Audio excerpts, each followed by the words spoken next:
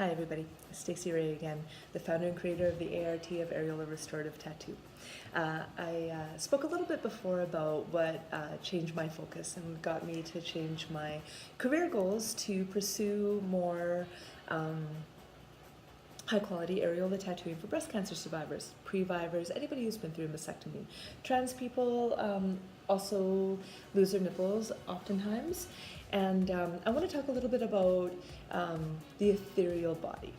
So this is something that we we don't think about a whole lot. The level of wholeness that we want to provide for a breast cancer survivor is a little bit more than just a visual, like a circle on a reconstructed breast mound. It's a little bit more than that. What we're doing is a little bit more important than that, because what we're doing is we're trying to reconnect that survivor with who she is and who she's meant to be.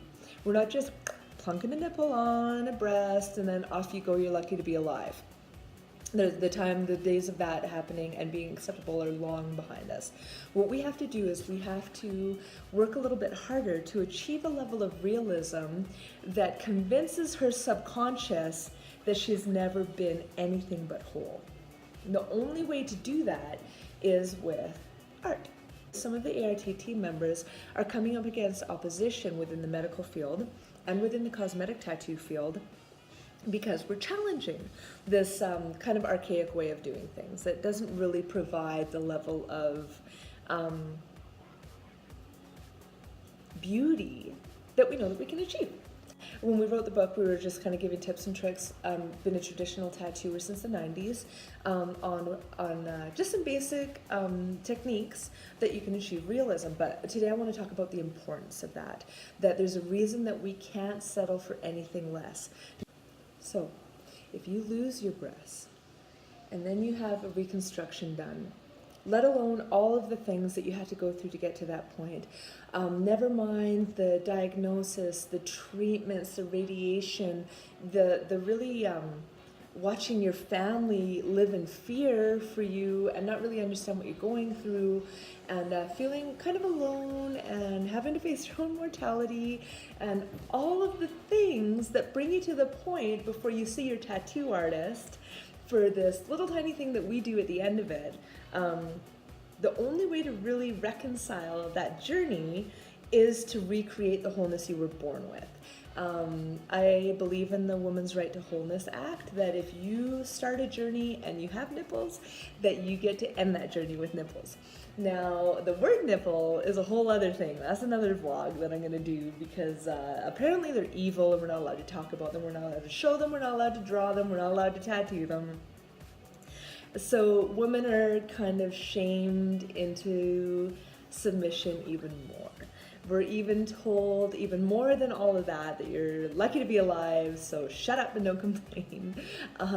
Now we're told that if we do want to have a higher quality of nipple, so that we have a higher quality of self-esteem and self-love and self-acceptance, that we better just shut up, keep it in our bra, and don't even talk about it. Like, if you think about how shamed women are for breastfeeding, because the only reason that nipples exist, as we all know, is to give life. So, bringing us back to that just confirms how important it is to have realism. This just confirms how much of a part of our identity it actually is. The fact that it is so shunned, I'm banned from Facebook all the freaking time for, if I do anything nipple related, they're like, you're out of here, lady. We don't even want to hear you. We don't want you to exist. You just shut up about these nipples. So I'm going to get loud.